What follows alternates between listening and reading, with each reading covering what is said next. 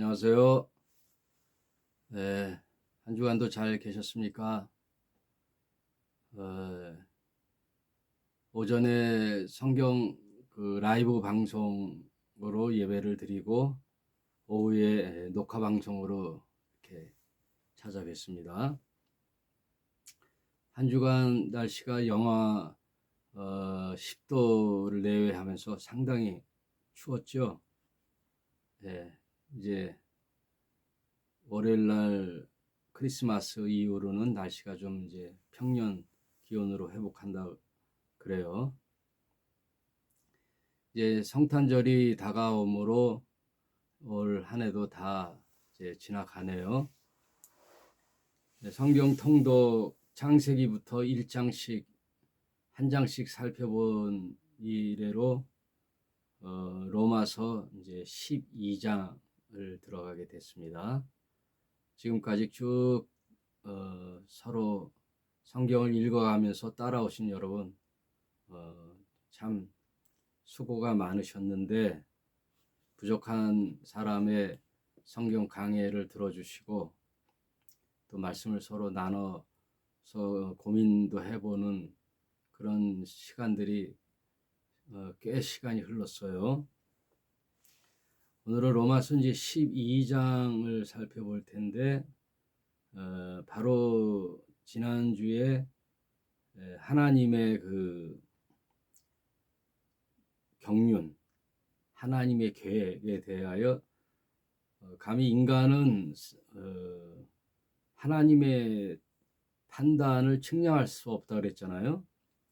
11장 33절. 그래서 바울은 이렇게 표현하고 있어요. 깊도다 하나님의 지혜와 지식의 부요함이여.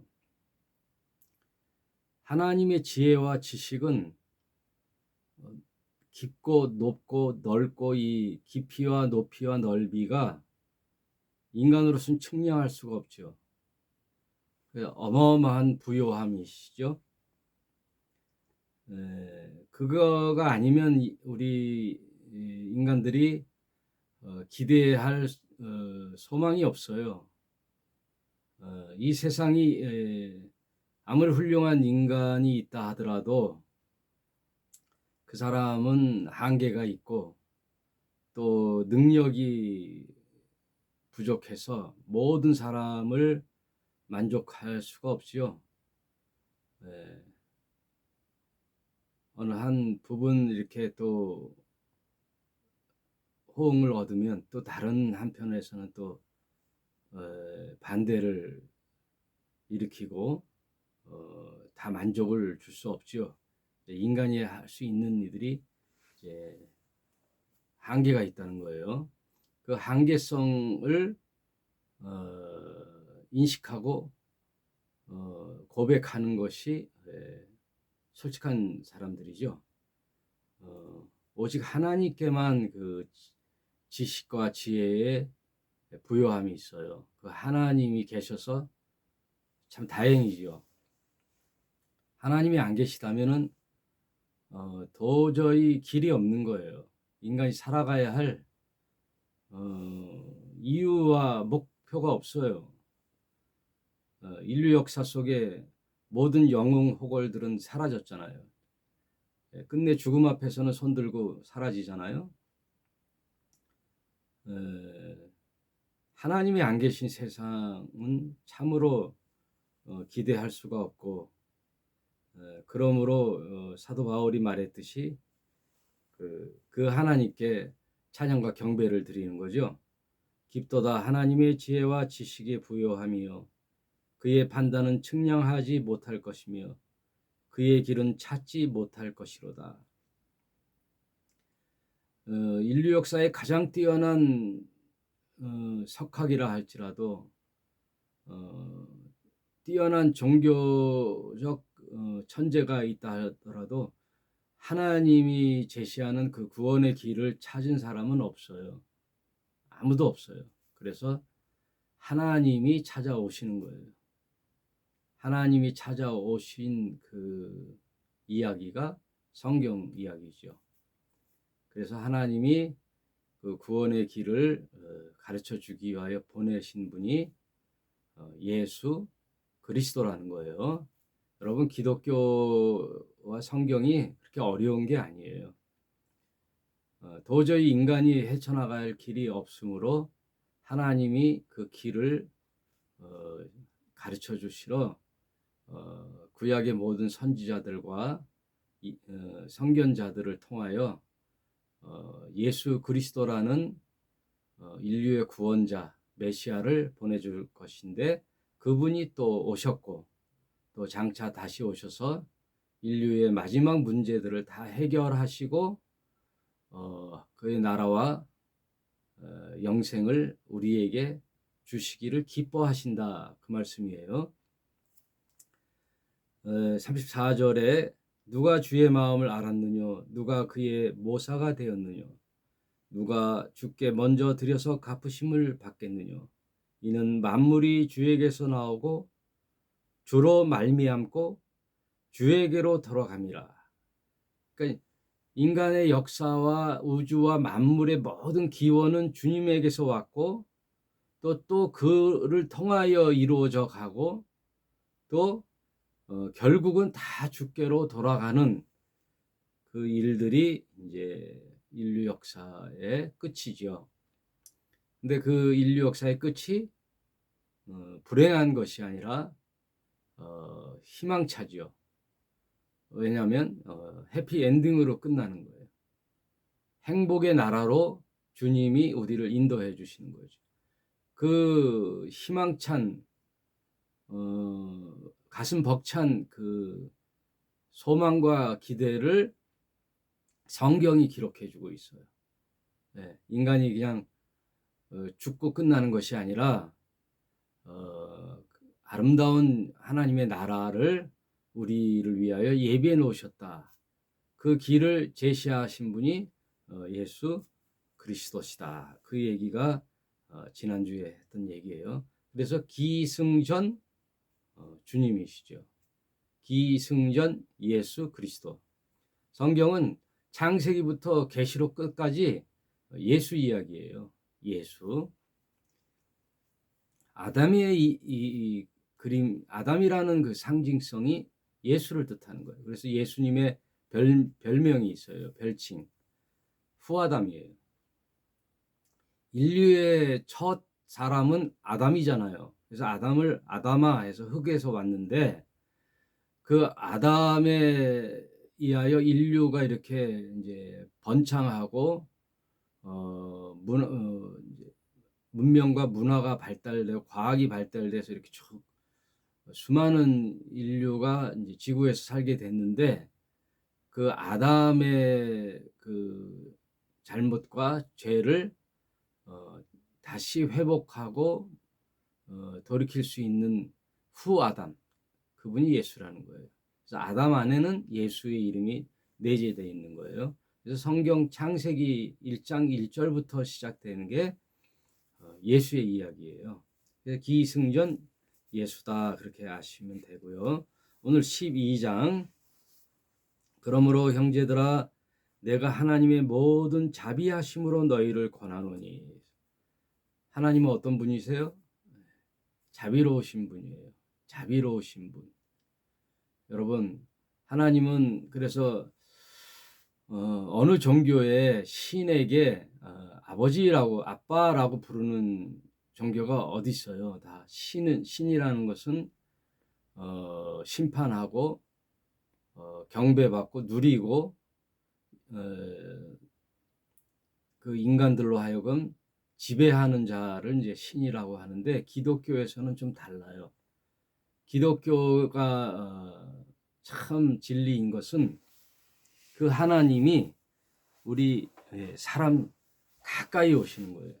사람 가까이에 오셔서 친밀하시면서 자비로우신 분이세요. 그래서 당신을 뭐라고 부르라고 했냐면, 기독교에서는 아빠라고 부르라고 그랬어요. 아버지도 아니에요. 네? 여러분, 아버지 하면 좀 거리가 좀 더 있잖아요. 아버지 하고 좀 존경하고 경외하는 공경하는 의미에서 아버지는 좋은데 아빠라고 부르라고 그랬거든요. 예수께서 하나님을 아빠 아버지, 아바 아버지라고 부르니까 아빠라는 친밀성이 있는 거예요. 또 아버지라는 경외심이 있는 거예요. 이걸 둘 다 놓치면 안 돼요. 하나님을 아버지라는 그 존경과 공경, 좀 또 아버지는 좀 어렵잖아요. 이렇게 공경해 드리는 아버지이지만 또 딸들의 입장에서는 아버지를 어떻게 불러요? 아빠라고 부르잖아요. 아빠. 어린아이가 아버지를 어릴 때는 아빠라고 부르잖아요. 근데 철이 들면은 또 아버지라고 하는데 둘 다 이제 의미가 있어요. 근데 신을 아빠 아버지라고 부른다는 아빠라고도 또는 아버지라고 부른다는 것은 굉장히 이게 심오한 거예요. 기독교는 이렇게 여기서부터 출발하는 거예요. 하나님을 아버지라고 부르는 거예요. 아빠, 친밀한. 아빠는 뭐 어때요? 다 들어주잖아요. 다 아빠. 자식들이 좀 실수하고 잘못하고 넘어지고 괴로워해도 아빠는 다 받아주잖아요. 아빠. 그래서 하나님은 아버지의 의미가 있고 우리 곁에 또 그분과 같은 삼위일체 하나님으로서의 성령님은 위로자거든요. 컴포터, 파라크레토스. 그 파라크레토스란 말은 파라라는 말은 곁에서 위로해 주는 자, 안내해 주는 자, 이렇게 이끌어 주시는 분이 상담자, 위안자 이런 것이 이제 성령의 이름의 뜻이에요. 그래서 성령은 좀 어머니의 성품이 이렇게 느껴져요. 아무튼 기독교에서는 신을 저 멀리 있는 그 우리와 닿지 않는 어마어마하신 분이 아니라 내 곁에 가까이 오신 친밀하신 분이 아버지세요. 하나님이세요. 그래서 하나님이 어떤 분이냐? 자비로우신 분이에요. 하나님께는 모든 게 다 통용돼요. 하나님께 거슬려지는 게 없어요. 하나님 앞에 나오면 다 해결돼요. 그래서 하나님을 자비로우신 분이에요. 여러분, 사람이 살아가는 동안에 다 잘못을 저지르잖아요. 크게 잘못해 죄를 짓거나 혹은 은밀하게 죄를 짓거나 경중의 차이는 있지만 다 죄인이란 말이에요. 목사도 죄인이고 네? 이 세상에 죄인 아닌 사람이 없단 말이에요. 다 숨겨져 있단 말이에요. 감춰져 있지만 다 죄인이란 말이에요. 털어서 먼지 안 나는 사람이 없어요.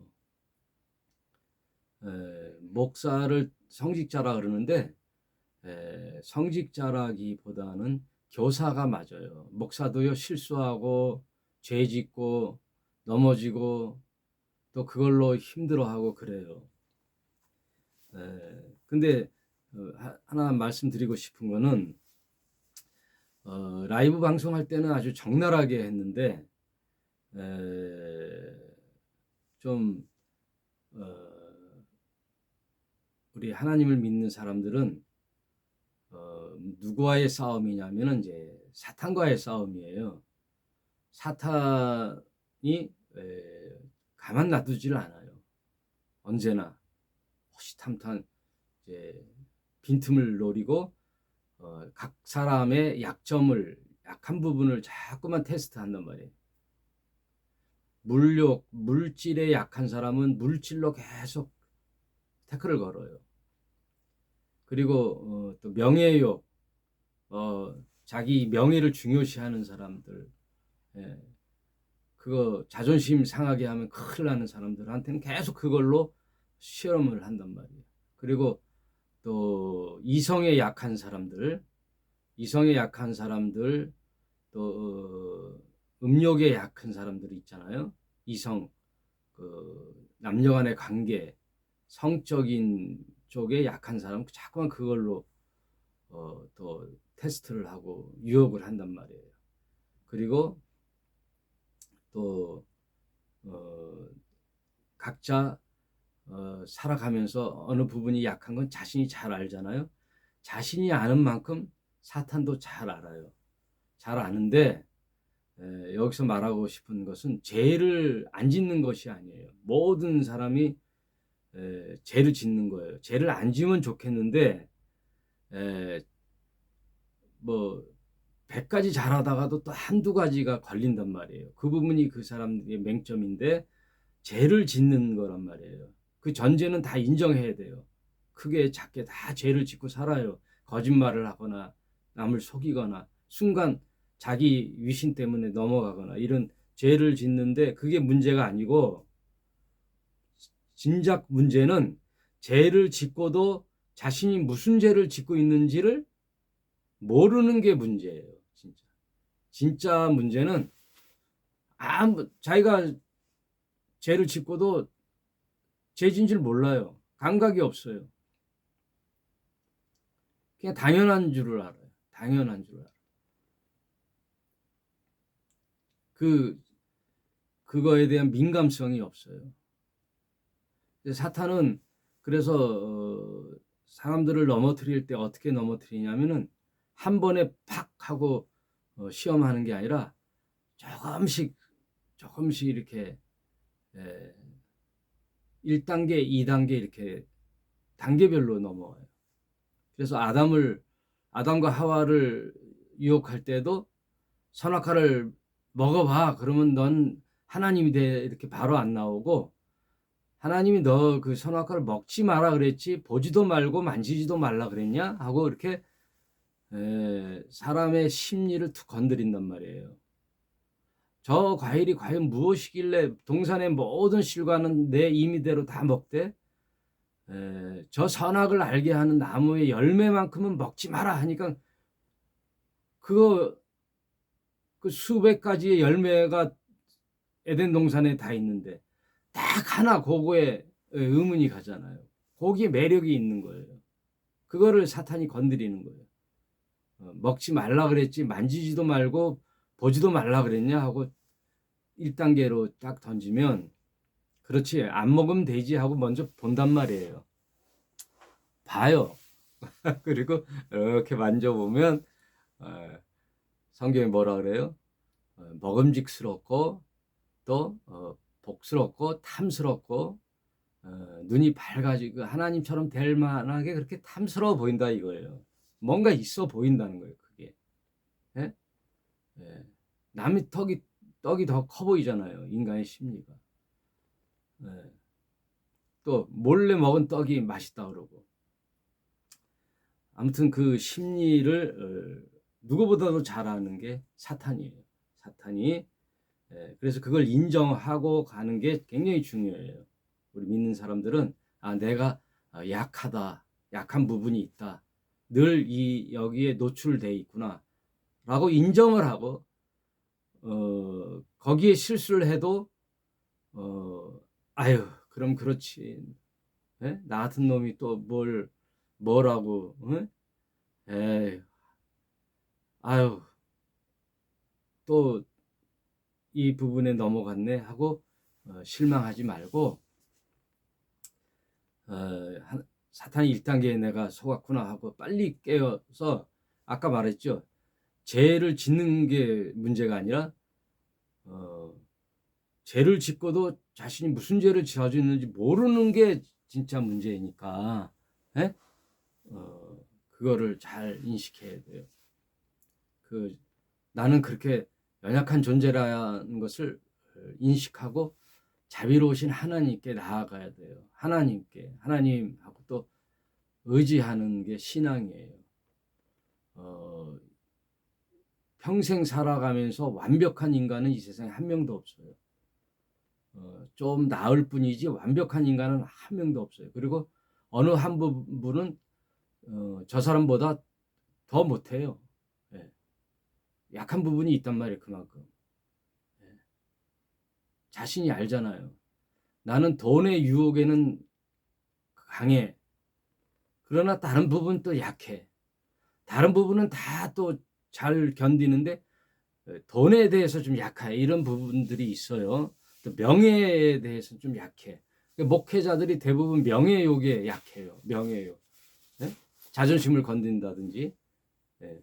자기를 우습게 이제 대접을 안 해준다든지 하면 목사들이 못 참아요.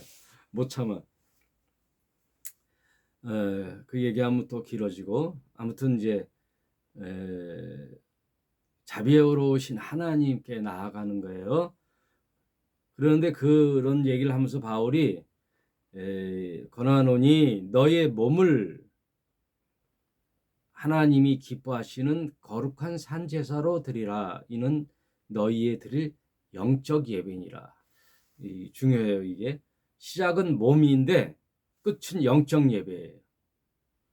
몸으로 시작했는데 그 결론은 영적 예배라는 거예요. 그게 몸으로 하는 게 영적 예배라는 거예요. 그래서 여러분 여기서 중요한 거는 개신교 대한민국 교회마다 영적 예배 해가지고 막 교회 가가지고요 뭐 방언을 하고 신비한 소리를 하고 기도를 오래 하고 뭐 환상을 보고 뭐 비전을 듣고 뭐 보고 뭐 음성을 들었다든지 이게 영적 예배가 아니에요. 그게 영적인 게 아니에요. 실망하셨어요? 예.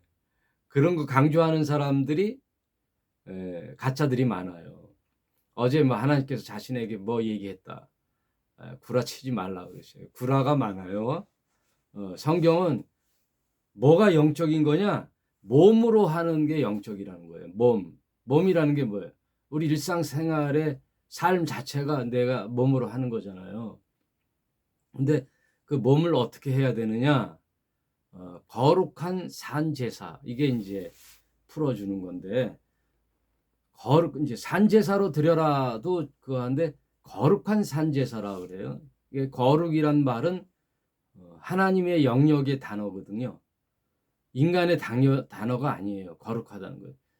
인간은 한 명도 거룩한 인간이 없어요. 스스로 거룩한 인간이 없다는 거예요.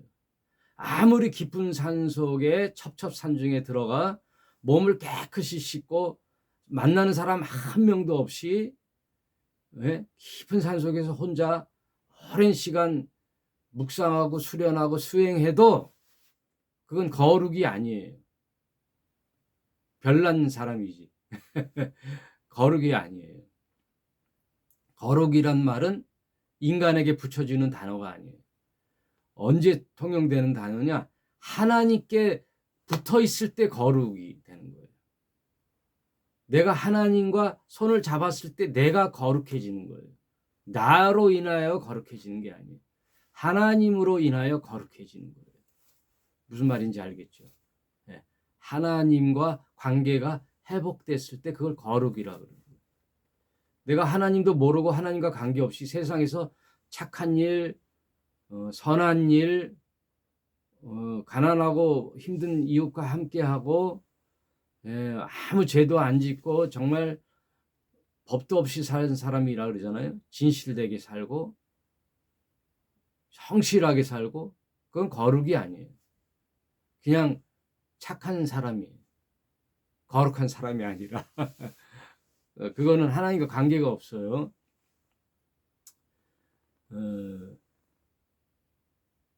그러니 먼저 하나님과의 관계가 설정이 되고 그리고 살아있는 제사. 그래서 이제 정리할게요. 제사라는 말은 구약의 용어고요. 신약에 와서는 그거를 예배라 그래요. 예배. 그래서 구약의 모든 제사는 짐승을 잡아 죽이는 게 제사잖아요. 그런데 여기는 산 제사라 그러잖아요. 리빙 어퍼링. 이제 어퍼링을 제사라 그러고 제물이라 그러고 살아있다래 리빙이라 그러는데 구약의 모든 제사는 죽이는 거예요. 죽여요.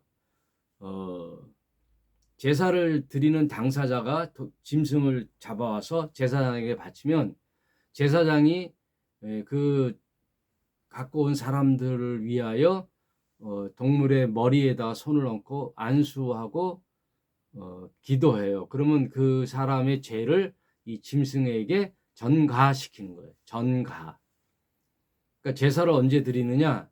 자기가 이웃 간에 무슨 불화가 있다든지 무슨 잘못이 있으면은 너희는 번제로 제사를 드려라, 화목제로 제사를 드려라. 이 5가지 제사가 구약에 있잖아요. 그러니까 사람 살아가는데 저질렀던 그 죄에 대한 해결 방법으로 하나님께 나와 짐승을 잡는 행위를 그 죄를 용서받는 길로 하나님이 제정을 해 주셨어요. 제사법을 줬어요. 레위기에, 구약에 있는 성도들에게. 이스라엘 백성이죠. 이것은 다 뭐를 위한 그림자냐? 장차 신약에 올 예수의 모형이에요. 그림자예요. 그걸 통하여 결국 그림자가 실체가 있다라는 게 성경 이야기거든요. 그러니까 성경은 구약과 신약이 완벽하게 이렇게 이어져 있어요. 그래서 그 죄인이 와서 동물에게 제사를 드리면 정가를 시켜서 피를 내어 그 피를 성전 성막의 문설주나 휘장에다가 뿌려요. 뿌리면서 피의 제사를 상징하는 말이에요. 이거는 장차 예수 그리스도의 피의 대속의 죄 값을 이제 상징하는 거예요. 그리고 하나님께 제사를 드리면 하나님이 그걸 받아들였다는 의미로 이제 불이 내려요. 불이 내리면서 이제 그 제물을 태워주는 거예요. 그런 일들을 반복해서 구약의 제사를 드렸단 말이에요. 그러면 구약의 제사는 뭐냐면 그냥 나중에는 그 구약의 제사들이 그 상례화돼 가지고 그냥 통상화돼 가지고 을에 뭐 제사 드리는 거예요. 동물 바치는 거예요. 우리 신자들도 그냥 을에 주일날 가서 교회 예배 드리듯이 그냥 가는 거예요. 안타까움이 이제 사라져요. 처음에는 좀 안타깝다. 그러나 구약에서 제사의 큰 핵심은 뭐냐? 긍휼과 인애를 원하면서 드리는 제사예요. 저 죄 없는 짐승이 내 대신 죽는구나 하고 그 안타까운 용서의 바람, 또 긍휼과 자비의 바람으로 하나님께 내 죄를 용서해 달라는 마음으로 드리는 제사가 진정한 제사란 말이에요. 이와 마찬가지로 신약에서 예수 그리스도의 십자가의 죽음은 이제 개인의 죽음이 아니고 인류를 위한 대속 제물로 예수님이 오셨어요. 그래서 예수님을 뭐라 그래요? 네. 세상 죄 지고 가는 하나님의 어린 양이로다 그러잖아요. 구약에 드렸던 양의 제사가 이제는 신약에 와서 실제 예수님이 십자가에 달려 죽으셔서 인류의 죄값을 용서해 주는 하나님의 자비와 긍휼의 죄의 문제를 해결하는 하나님의 방법을 성경은 기록하고 있다. 그래서 성경에 아까 뭐라? 깊도다 하나님의 지혜와 지식에 부요함이요. 이게 하나님의 지혜에서 나온 거예요. 인간이 만들어낸 지혜가 아니에요. 죽음으로써 죽음 사랑을 해결하는 방법은 하나님께 왔단 말이에요. 인간은 그런 방법을 안 써요. 그래서 신약이든 구약이든 핵심은 뭐냐? 동물의 죄값으로 대신 대속 제물로 신약의 예수님이 내 죄를 대속하여 죽으심으로 하나님과 내가 관계가 회복된다는 얘기예요. 하나님과의 관계 회복. 그래서 내가 거룩해지는 거예요. 그래서 이제 내가 거룩해졌으니 이제는 내가 어떻게 살아야 되느냐? 하나님께 구원을 받았으니 어떻게 살아요? 살아있지만 늘 제사의 심정으로 살아라.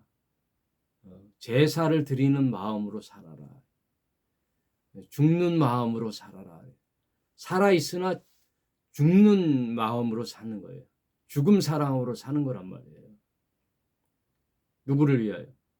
이제 타인을 위하여. 나도 하나님께 용서함 받아서 구원받았잖아요. 이제는 내가 그 은혜를 이제 입었으니 너도 그 길을 알았으면 좋겠어 하고 구원받은 자들이 한둘 모이는 것이 이제 교회예요.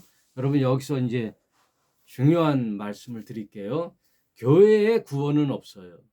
여러분 우리가 이제 간판이 있고 십자가가 있고 교회를 들어가는데 그러면 어느 교회에 있다고 해서 내가 구원받는 게 아니에요. 그래서 어떤 사람은 세계에서 제일 큰 교회가 여의도 순복음교회잖아요. 그러면 순복음교회 다니는 자부심이 있단 말이에요. 자긍심이. 난 이런 큰 교회 다녀. 근데 구원은 못 받아. 예? 그 교회에 속했다고 구원받는 게 아니란 말이에요. 무슨 뜻인지 알겠죠? 그렇다고 뭐 작은 교회에 속했다고 구원받나요? 그것도 아니란 말이에요. 교회라는 공동체에 속했다고 해서 구원받는 게 아니란 말이에요. 언제나 구원은 하나님과 나의 1:1 대속의 죄의 문제를 예수 그리스도로 말미암아 해결했느냐 안 했느냐. 예수님을 나의 주님으로 받아들여 내가 내 주인 되어 살았던 내 삶을 돌이키고 회개하여 이제 하나님을 아버지라고 부르는 그 관계 회복이 일어났느냐? 일어났으면 이제 구원받은 사람으로서 그 구원받은 사람들이 모여서 공동체를 이루는 게 교회란 말이에요. 그러니 그 공동체가 하는 최우선의 일이 뭐예요? 전도예요. 나도 구원받았으니 너도 구원받아 하고 교회에 모셔와 하나님은 이런 분이야, 예수님은 이런 분이야 하고 가르쳐서 그도 구원받는 사람으로 함께 이끌어가는 일이 교회에서 하는 일이고 그것으로 끝나는 게 아니라 교회에는 그런 사람들이 모여 하나님께 예배드리고 그러니까 예배라는 말은 진정한 의미는 구원받은 사람이 드리는 게 예배예요. 드리고 또 훈련받아 그 사람이 또 다른 사람을 전도해서 교회에 오면은 그런 사람들이 살아낼 수 있도록 격려해주고 아픈 사람이 있으면 위로해주고 치료하는 기도도 해주고 가난한 사람이 있으면 함께 또 먹고 살 문제도 고민해주는 서로 상생하는 이런 일들을 펼쳐나가는 게 교회란 말이에요. 그래서 교회는 먼저 구원을 이루는 전도를 하고 또 진리의 말씀을 가르치고 그다음 사랑을 나누면서 또 복음 전파를 하는 이 네 가지 일이 균형 있게 해 나가는 게 교회란 말이에요. 그러니까 구원과 교회의 일이 이제 알겠죠. 무슨 어떤 의미 이런 게 있구나. 그러니까 교회 다녔다고 다 끝나는 게 아니구나. 내가 어느 교회 다녔다고 구원받는 게 아니구나. 네, 여러분 어느 교회에 있든 두세 사람이 있든 정말 중요한 거는 나 자신과 하나님의 관계가 우선 회복이 돼야 돼요. 하나님과의 죄 문제가 해결해야 된단 말이에요. 예? 아무리 중요한 얘기를 해도 이게 먼저 선행되지 않고서는 옛 우리 조상이 한 말짱도루묵이에요. 말짱도루묵. 꽝이란 말이에요. 꽝. 교회를 10년, 100년 다녀야 소용없어요. 하나님과 나의 죄의 문제 해결이 먼저 된 후부터 이제 어떻게 살 건가를 교회에서 제시해 주는 거란 말이에요. 그러므로 구원받은 내가 내 삶에서 이제 어떻게 사는 게 영적 예배인 거예요. 예? 뭐 기도를 많이 하고 뭐 방언을 하고 뭐 예언을 하고 이런 문제가 아니라 내 삶에서 정말 하나님과 진실된 신자로서의 마땅한 삶을 사는 것이 영적 예배란 말이에요. 영적 예배. 그게 어떤 예배라고요? 내가 세상에 가서 빛과 소금이 되는 거예요. 여러분 촛불이 빛을 내기 위해서는 촛농이 계속 타야 되잖아요. 초가 태워야 빛을 내듯이 소금이 녹아야 맛을 내듯이 내가 저 어두운 세상에 가서 구원받은 신자로서 저 사람을 이기고 짓밟고 쓰는 게 아니라 배려해주고 함께 하고 손해 보면서 어떻게 하면 내가 저 사람에게 손해를 보더라도 저 사람이 예수라는 분을 알았으면 좋겠다라는 그런 희생 정신, 그게 제사란 말이에요. 나를 제물로 바치는 거. 예수님이 죄는 없으나 죄인의 모습으로 오셔서 그냥 죽으셨잖아요. 그럼 예수를 믿는 우리는 예수의 제자인데 예수님처럼 온전히 살 수는 없어도 흉내는 내야 되잖아요. 그 흉내가 뭐냐? 십자가 정신이란 말이에요. 남을 배려하고 남을 살리려고. 그러니까 이제 사람 사랑이에요, 결국은. 그래서 성경 전체가 하나님 사랑, 사람 사랑이에요. 그럼 구원은 하나님 사랑함에 구원은 이루어지고요. 그런 사람 마땅히 이제 사람 사랑의 문제를 이 땅에 살아가면서 펼치는 거예요. 하나님과 관계가 회복됐다면 그걸 자꾸만 강화하는 게 종교고요. 교회 와서 자꾸만 하나님과 관계 회복을 강화하는 게 아니란 말이에요. 네. 한번 이제 어느 부모 밑에 자식이 태어났다면 그냥 태어난 걸로 이제는 더 이상 돌이킬 수가 없어요. 그냥 자식으로 살아가는 거예요. 네. 자식으로 살아가는 거예요. 그러니까 매일 하나님 감사합니다. 하나님 아유 주여 감사합니다. 그러지 말라는 얘기예요. 네? 우리 자식들이 학교 가면서 아버지 어머니 감사합니다. 저 태어나게 해주셔서 감사합니다. 아침마다 이렇게 먹을 거 주셔서 감사합니다. 예, 잘 먹겠습니다. 아유 아버지 밖에 나가서 돈 버느라고 얼마나 고생이 아버지 감사합니다. 등록금 주셔서 감사합니다. 필통 사주셔서 감사합니다. 핸드폰 사주셔서 감사합니다. 감사합니다. 말끝마다 감사합니다. 학교 돌아와서 학교 잘 다녀왔습니다. 감사합니다. 저녁밥 주셔서 감사합니다.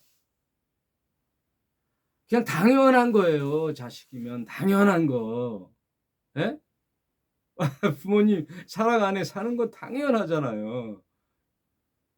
예? 무슨 생일이나 어떤 계기가 돼서 부모님께 그동안 1년 동안 이렇게 또 애쓰셔서 고마워요. 아버지 어머니 감사해요. 이 정도는 되잖아. 이 정도면 되는데 말끝마다 감사합니다. 주여 감사합니다. 주여 믿습니다. 너무 종교성이 너무 강해요. 대한민국의 개신교 신자들이 종교성이 강하다. 하나님 진정 사랑하는 거는 이웃의 사람 사랑으로 표현되는 거예요. 예수님이 너는 나를 아팠을 때 돌보았고 내가 감옥에 갇혔을 때 옥바라지 했고 내가 외로울 때 친구가 되어줬다. 그랬더니 주님 언제요? 네가 살아가면서 만났던 그 작은 소자 하나에게 네가 베풀고 대접하고 친구가 되어줬던 것처럼 그것이 곧 나에게 한 거야. 그래서 예수는 언제나 내 옆에 거지로 가난한 자로 외로운 자로 다가온단 말이에요. 그에게 한 것이 곧 하나님께 한 거예요. 교회에 와서 매일 기도하고 하나님께 감사하고 뭐가 그렇게 감사해? 세상에서 돈 많이 벌게 해주고 예수 믿는 거로 다른 애 다 떨어졌는데 우리 애는 합격했어요. 감사합니다.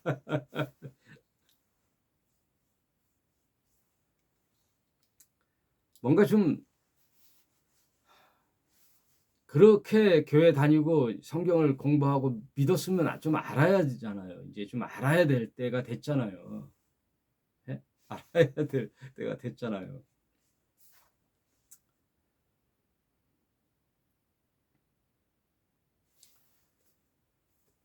이 절만 하고 마치겠습니다. 너희는 이 세대를 본받지 말고. 이 세대는 뭐예요? 맨 자기 자랑, 이생의 자랑, 육신의 정욕, 안목의 정욕, 돈 놓고 돈 먹기, 아파트 땅 투기, 아파트 잘 해갖고 5억에 샀는데 10억이 됐어. 남들보다 얍삽해 뭐 해갖고 막 영끌 해갖고 너보다 내가 빨리 했어. 학교 다닐 땐 공부는 못했지만 지금 잘 사는 게 장땡이야 하고 주위의 친구들을 비교했을 때 우월감이 있습니까? 우월감이 있어요? 그 세대들이 하는 짓이에요. 그게 이 세대들이 하는 짓이에요. 네? 경쟁 사회에서 살아남으려고 남을 중상모략해서 짓밟고 올라서고, 꼭 중상모략 안 하더라도 마음속에 그렇잖아요. 뭐든지 남들보다 우위에 서야 되고 앞서가야 되고 아파트 평수 넓게 살아야 되고. 맨날 목사님 그런 얘기 한다는데 그렇게 살기 때문에 그런 얘기 하는 거예요. 그렇게 살기 때문에. 네? 그런 게 비교에 마음 쓰거나 쪼그라들지 말란 말이에요. 예수 믿는 자들이 세대를 본받아서 세상 사람들이 말하는 그 가치관에 마음 흔들리고 일희일비하고 그래요. 아니란 말이에요.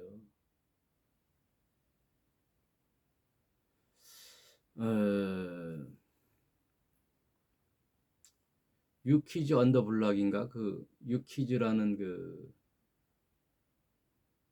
메뚜기 아나운서가 그저 유재석하고 저 누구더라 그 친구가 하는 그 프로에 한 외국인 프랑스인인가 외국인 선교사님이 이제 신부님이 그 성심회라는 데서 50년인가를 거기서 이제 사제로 사셨는데,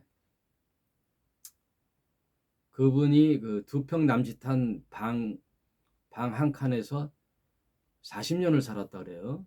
40년을 살았는데 그 앞에 이렇게 성구가 글이 있어요. 그 글을 읽는데 마음이 참 감동이 되더라고요. 그 유재석이 이제 읽어주는데, 가난한 사람을 돌보다가 내일 죽어도 두려움이 없다 그러더라고요. 가난한 사람을 돌보며 사니 내일 죽어도 두려움이 없다. 그분은 그 말이 이제 좌우명이겠죠. 인생 마음이 좀 들뜨거나 할 때 이렇게 누르는 말이겠죠. 우리 예수 믿는 사람은요, 이 세대의 사람들을 하고 달라야 돼요. 본받지 말아야 돼요. 남의 신랑이 월급이 500만 원이래. 월 돈 1000만 원씩 버는데, 저 장사해서 돈 1000만 원씩 버는데 연봉이 얼마래? 거기에 부러워요? 뭐 솔직히 뭐 부럽긴 부럽겠지만 거기에 마음이 흔들리면 안 된단 말이에요. 네? 왜냐면 그게 제일 중요한 가치관이 되어버렸잖아요. 오늘날 이 세상에 돈이 일만하게 가지를 돈이 한단 말이에요. 돈의 위력이 그렇게 강하단 말이에요. 돈. 그래서 예수님은 돈을 사탄이라 그랬거든요. 돈의 그 재물이 사탄의 영역에 있단 말이에요. 재물과 나를 겸하여 섬길 수 없다 그랬거든요. 그리고 돈을 사랑함이 일만하게 뿌리라 그랬거든요. 돈은 유용하되 돈이 갖고 있는 잠재력의 그 파괴력이 엄청나단 말이에요. 근데 이 세대가 이게 다 돈에 거의 그냥 불에 콜이 됐단 말이에요. 다 빠져들어가. 돈, 친구도 돈 많으면 형이야. 교회 목사들 사회에서도요, 대형 교회 목사들이 이제 오잖아요. 지방에 교회 목사들 모임에 오면 젊었는데도 대형 교회 이제 목사가 됐어요. 아버지 이어받아서. 그 목사가 아유 선배님이라고 막 식사를 대접하고 막 그러면 그 사람 발언권이 세단 말이에요. 그 사람이 하자는 대로 한단 말이에요. 예? 왜? 돈의 위력이 그렇게 강한 거예요. 근데 성경 뭐라 그래요? 너희는 이 세대를 본받지 말고 꼭 돈이 아니라 세상에 그 가치관이 있잖아요. 막 성공하고 막 뜨고 대박 나고 이런 가치관으로 세상은 살지만 소위 믿는다고 하는 저와 여러분은 거기에 그 별 마음이 안 움직인단 말이에요. 당당하고 든든하고 네? 담담하고 거기에 별 매력이 없어요. 안 그래요? 안 그러면 아직 어느 정도의 위치에 못 이르는 거예요. 세상 반, 교회, 기독교의 반, 신앙, 믿음의 반 이렇게 양다리 거치고 있는 거예요. 뭐 그런 과정 속에도 있을 수 있겠죠. 그러나,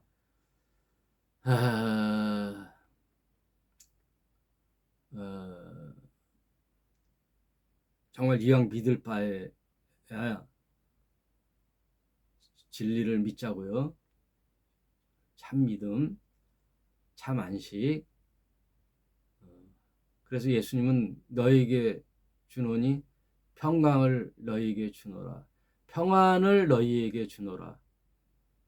이거는 세상이 주지 않는 평안을 너에게 주노라. 왜? 내가 세상을 이기었노라. 주님이 주는 평안은요, 죽음을 이기는 평안이에요. 그래서 아까 그 사제 얘기, 신부님 얘기대로 가난한 자의 친구로 살았던 나는 당장 내일 죽어도 죽음이 두렵지 않다는 거죠. 죽음이 두렵지 않아요. 육신의 자신의 안녕을 위해서 사는 게 아니에요. 병들고 가난한 자들의 친구가 평생 친구가 되었잖아요. 그런 사람들 앞에 존경심이 가지요. 개신교 목사님이 아니더라도 그냥 사제 그 신부님이라도 그분이 존경스러운 거예요. 뭐 개신교의 목사님들도 많은 분들이 있죠. 그리고 우리가 후원하는 그 안나의 집에서도 그 신부님은 매일 저녁 노숙자 500명을 저녁 대접을 하잖아요. 그걸 25년간 해오고 계시잖아요. 그런 분들이 부럽고 그런 분들이 존경스럽고 아름다워 보이는 거죠. 그런 의미에서 너희는 세대를 본받지 말고 오직 마음을 새롭게 함으로 변화를 받아 하나님의 선하시고 기뻐하시고 온전한 뜻이 무엇인지 분별하도록 하라. 하나님의 기뻐하시고 선하시고 온전한 뜻이 뭐예요? 사람 사랑이에요. 사람과 함께 사는 거. 나 혼자 사는 게 아니라 세상은 나 혼자 산다잖아요. 네? 나 혼자 잘 먹고 잘 산다. MBC 프로 있지 나 혼자 산다.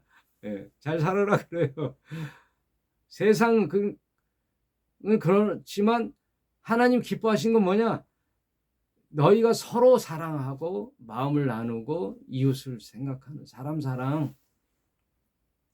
맨날 교회 박혀서 종교행위 하는 게 하나님 사랑이 아니라 사람 사랑하고 이 세상에서 빛과 소금이 되는 사랑, 그게 하나님의 기뻐하시고 선하시고 온전한 뜻이에요. 오늘 말씀을 정리할게요. 구원은 하나님과의 나의 개인적 문제 해결을 한 다음부터는 이제 이웃 사랑하는 일에 나 혼자 하면 힘들잖아요. 그러니까 교회에 모여서 서로 갖고 있는 재능, 잘하는 것, 돈이 많아요? 그럼 돈을 도네이션 해가지고, 돈이 없어요? 그러면 내 재능으로 열심으로 또 와서 자리 참석해 주는 것만으로도, 그냥 와서 앉아 있는 것만으로도, 교회에 와서 앉아 있어서 함께 힘이 되는 것만으로도 훌륭한 참여죠. 그래서 아름다운 교회 공동체로 세워나가라. 이 땅에 사는 동안에 천국을 모형으로 살아봐라. 그게 교회예요. 우리 함께 행복한 교회 한번 만들어 가봅시다. 여러분 이제 연말 다 됐죠? 성탄절도 그런 분들과 함께 지내시고 그렇게 여유가 안 되신 분은 나 있는 물질을 조금 기부해서 이 추운 데서 고통받고 사는 분들에게 위로를 주고 가족과 함께 행복을 나누면서 담담히 지내는 연말연시가 되시길 바라봅니다. 오늘 방송 말씀 여기까지 하겠습니다. 감사합니다.